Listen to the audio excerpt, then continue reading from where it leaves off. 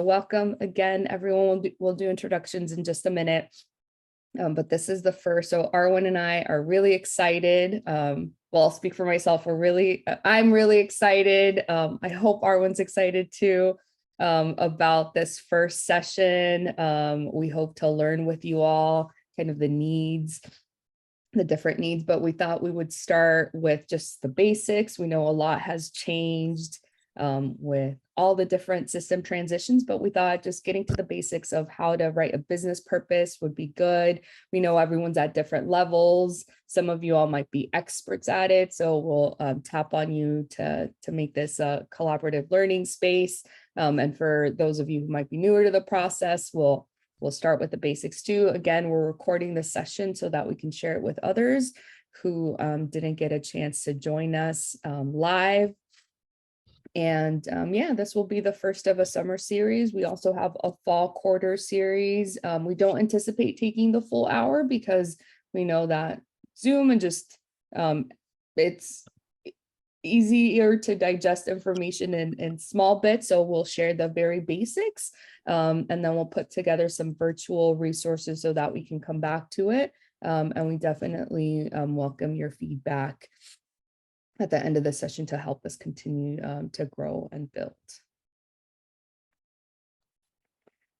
So as Arwen mentioned, she is the financial analyst for the unit. I'll let her share a little bit more about what she does. You all probably know her, but just some of the responsibilities, financial responsibilities she has that make her our content expert for today. And then I'll share a little bit about what I do in my new role in my new financial duties. Take it away. So thank you. I get to see all of your transactions. When you guys submit transactions, they all route to me for approval. I like it because I get to be in contact with each of you to be able to just communicate and talk and teach and offer whatever assistance that I can in each of your roles. And I get to meet with the center directors who go over all of your center's budgets and be that person who gets to meet with each of you and with the office of EDI in order to go over our annual budgets for the annual budget season and be able to go over all of your finances for fiscal close. So that's just in general, some of my responsibilities. I'm happy to be able to just take a moment to go over what a business purpose looks like and to be able to help you guys so that just so that you can be better equipped in each of your roles and being able to get through and do all of your reimbursements. Like I mentioned, I joined EDI at the end of February, so I'm still very much learning on the job what the financial responsibilities of this inaugural role is. A lot of that entails learning what was done before and then this kind of transitionary period, but mainly it's working with Arwen and more working individually with you all. And once the new ABC comes on board with them to support all of the EDI units and the VC area to be good stewards of our resources, to be financially solvent, and to just do some analysis, interpretation, and advocacy whenever necessary, as far as resource management and finances being one of those. Any questions before we keep moving through? Okay. Just as a reminder, you can put it in the chat, unmute yourself, physically raise your hand, use the raise your hand feature, and we'll have plenty of time. So what we would like for everyone to come out of the session with is determine when a business purpose is needed for a fiscal transaction, identify the components of a strong business purpose. We hope that by the end of the session, we have a small activity. We can produce a template of a business purpose that would be useful for your particular unit. If you don't already have one, and if you have one, this would be a good time to share as well so that we can start putting together all those resources to share across units and to gather resources to produce a strong business purpose, which we know not having a strong business purpose means rejection from Concur. We hope that will be all accepted by Concur. So that is what we are hoping to get out of the session today. Any questions? Pause for a minute. All right, we'll keep moving forward. All right. So what is a business purpose and when should you use it? So in the chat, in the next minute or so, if you want to take a second to just think about this question and whatever comes to mind, whatever you know about a business purpose or how you've been using it, we'll ask for you to put it in the chat. So a business purpose is an explanation, justification for a transaction and description of how it benefits the university or advances EDI goals and mission. Justification of what you are buying and why. A business purpose explains why a particular charge was incurred and what the benefit for UCSD is for the expense, how it achieves business objectives. A business purpose is a detailed explanation about why we are spending our money.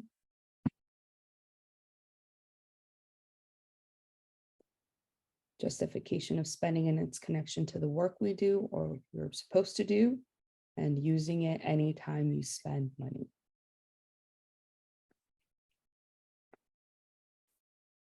Thank you all for sharing. I think all of those answers hit all the points we were hoping to hit. Anything you'd like to share about the explanation, Arwen? I think all of those explanations look great.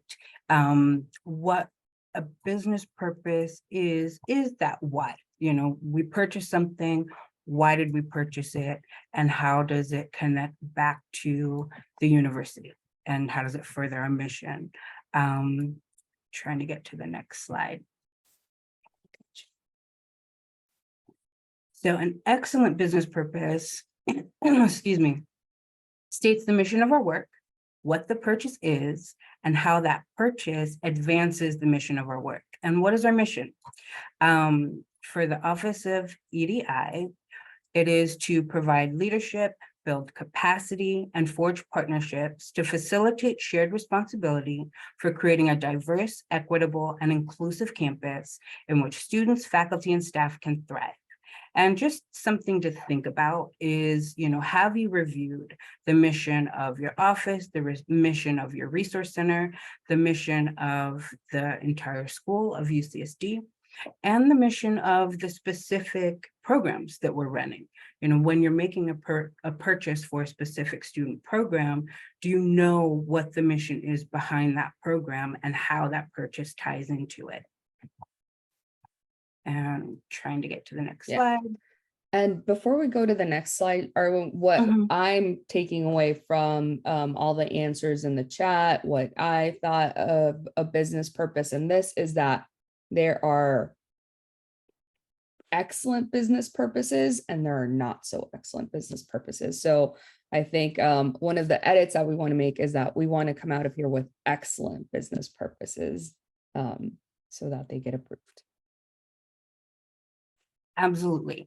And some examples of a business purpose that would need to be returned for additional information is if we were to say something like, we ordered a pizza, or I rented a car, or a party bus drove us around the city.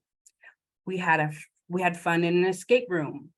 I purchased shirts for everyone in the office. Like, those explanations can seem a little wild if there's no context of why it was purchased. How does that purchase further the mission, our mission and our goals? And and in general, VCEDI does get a little bit more scrutinized than other areas on campus. And I think that we're all just very aware of the culture and the climate that creates that scrutiny. which is why we need to be able to make sure that we have all the proper backup. And if anybody picks up any of our purchases and takes a look at it, to make sure that it does tie back into a business purpose. There's a very valid reason why we're taking a party bus around the city. Arwen, can I ask a question? I'm going to go back one slide.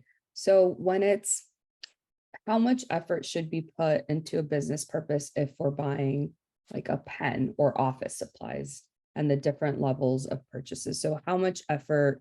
So I know stating the mission is really important in a business purpose, but if it's as simple as buying like very necessary supplies to do our jobs, how much effort should we put into a business purpose? Right. Whenever I work with people one-on-one, I always encourage them to have a template that they can do a copy and paste.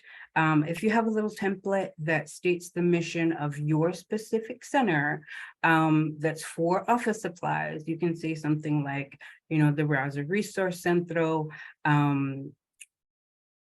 we're here basically to support to support our students and how you're supporting the students, and office supplies were purchased to, just for that general purpose. So if you have something that you just sit down, work on, have a little template, and then you can just do a copy and paste of the mission statement and how those office supplies just help the center run.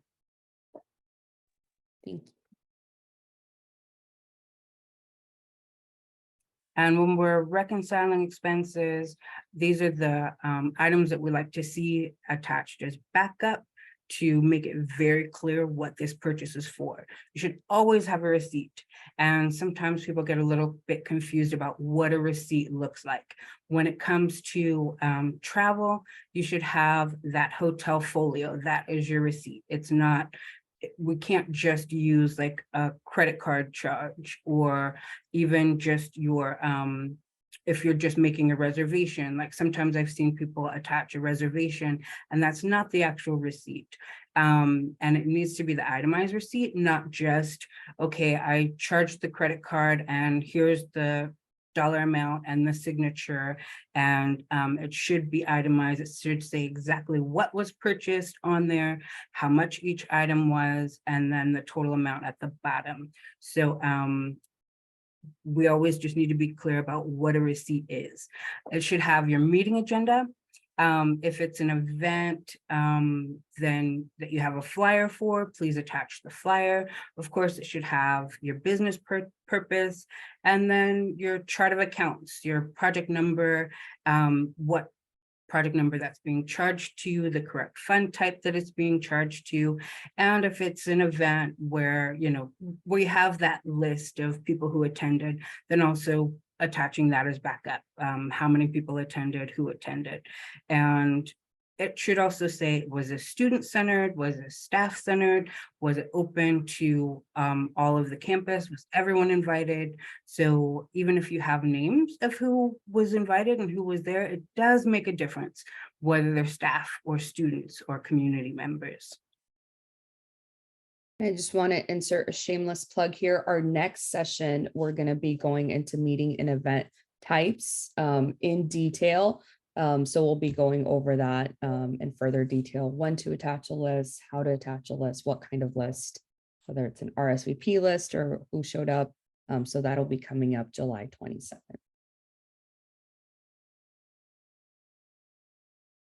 Thank you. And then these are just some common types of Concur events. Business and technical would be staff business administrative or formal, staff hosting non-UCSD guests. If we bring guests on campus and we're having a meeting with them, then that's a business technical meeting. And same as a staff meeting off campus would be business technical meeting.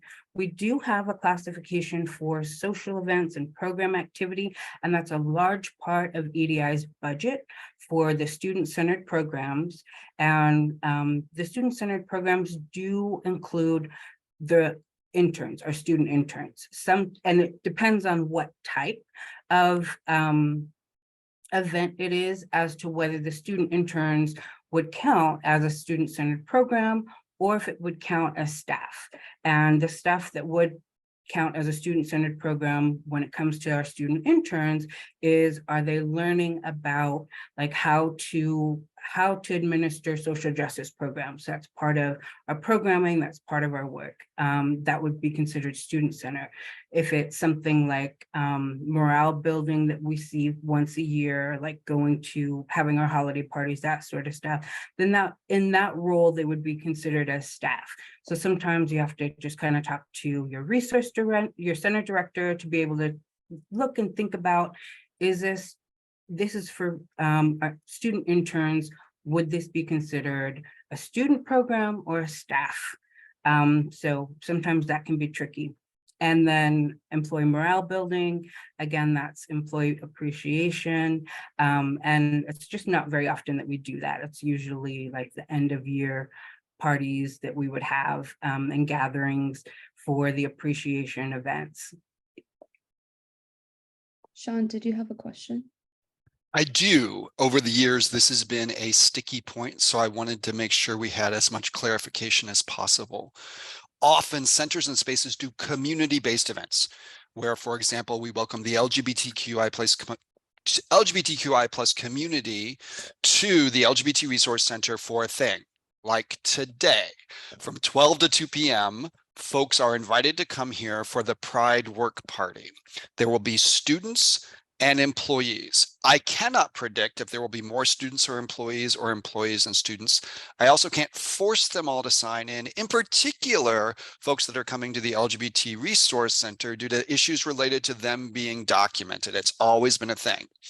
And so when I'm trying to determine the best way to describe the business purpose of that, and when it falls into, is this a student program or is this an employee program? When I have such a blended experience there, my default has been to say we are a student-centered university, right?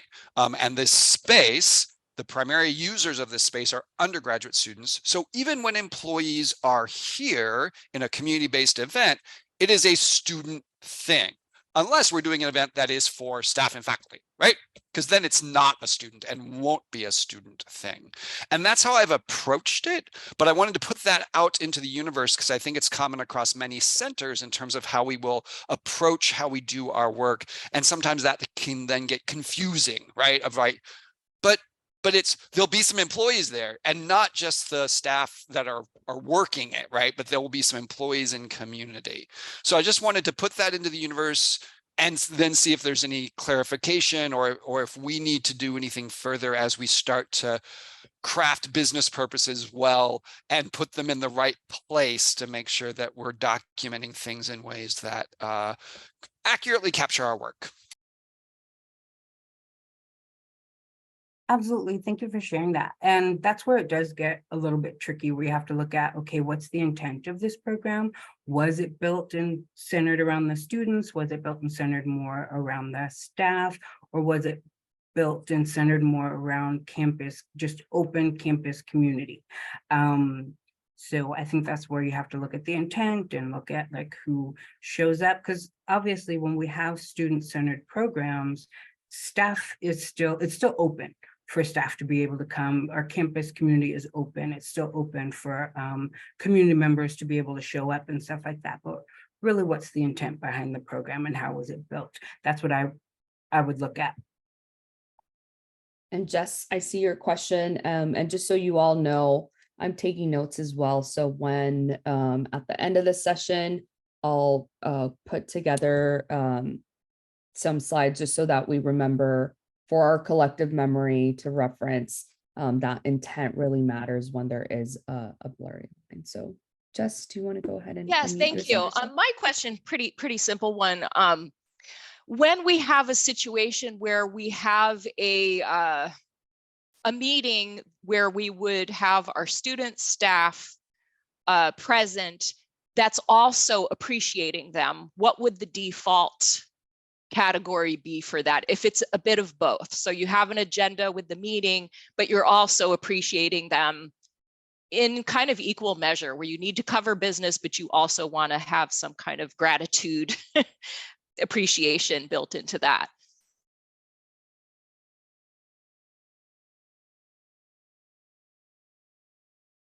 So for that, I would look at your agenda.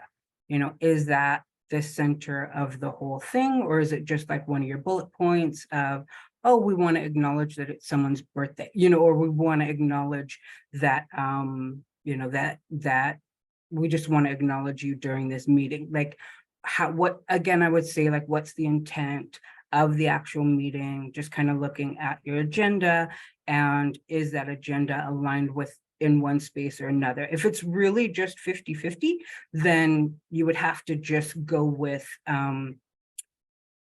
my assumption is that you would have to just go with the, I believe you said morale building, because when it comes to that morale building, then that's when you need to be able to send an email to the EDI office and say, this is what we're trying to do. Is it okay if we use core funds behind it? You know, I know that Frank can be particular that if you're doing an employee morale building event, that if you have gift funds, then they need to be charged to your gift funds if you have gift funds available. So there's a lot more rules that go behind the employee morale building events than goes around, you know, just having like a staff event where during it, you're just kind of acknowledging, hey, we really appreciate you. I think those are two different things. Thank you. There were some really good resources and additional information shared in the chat. Thank you, Beverly. I'll definitely download the chat and include that for our post-presentation materials. Any other questions before we move on? Thank you all. These are all really great and help me understand the culture of EDI too. All right. And then a strong business purpose example would be for a performance. The Campus Community Centers brought social justice educator Nick Daly on 9/20/18 from 10 a.m. to 12 p.m. to facilitate a workshop at the Cross Cultural Center titled Inclusion in Social Justice Communities during an all-intern training about collaboration, inclusive excellence, and value-oriented goal setting and accountability. The intention of this program was to bring all Campus Community Center interns together in order to establish shared language around the work that the centers do, build connections across centers, and share strategies to foster teamwork. This program directly relates to the work of the Campus Community Centers and EDI as an intentionally framed leadership development through a lens of equity, diversity, and inclusion. And I think that when we look at that so far as a strong business purpose example, it doesn't leave anything out. It's the who, what, when, where, why, specific dates, and how it benefits all of us as a campus.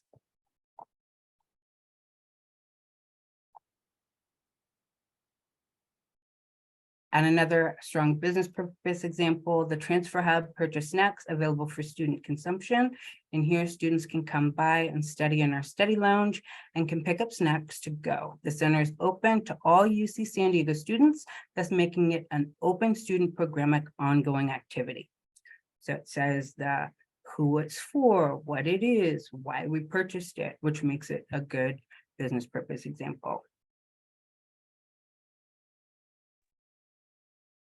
Do we all have an idea of what a strong business purpose is, what it's not? Are we feeling better about it? I know I'm feeling better about it. I wanted to clarify that many things just repeat themselves over and over. And once I see some examples of strong business purpose, can I just keep cutting and pasting, cutting and pasting, cutting and pasting with date, time? Date, time. Is anyone going to be concerned that I'm using literally the exact same language because it's not like our goal change, right? Like most of the elements are still the same. Our goals are what we're trying to do. Does that make sense? Yeah, I would say yes. And I'm going to yield to our finance colleagues to confirm. If our goals don't change and the activity is the same, I don't see why not. And what I'm gathering too is that templates are actually encouraged. Would you agree, Arwen? Yeah, I absolutely encourage templates, especially because you have let's say you have 5 different programs that you run every single year, and you've got, let's say, 12 to 15 purchases to make for those programs. The way that I encourage people to do it is to set up a business purpose for each of those programs. And then you can go ahead and insert that, okay, this is the mission of our program.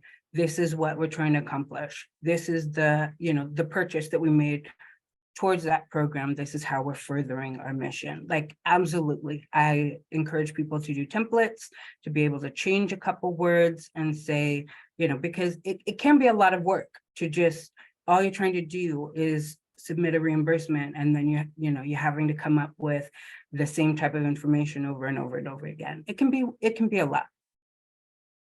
So originality is not something that we're going to be docked for.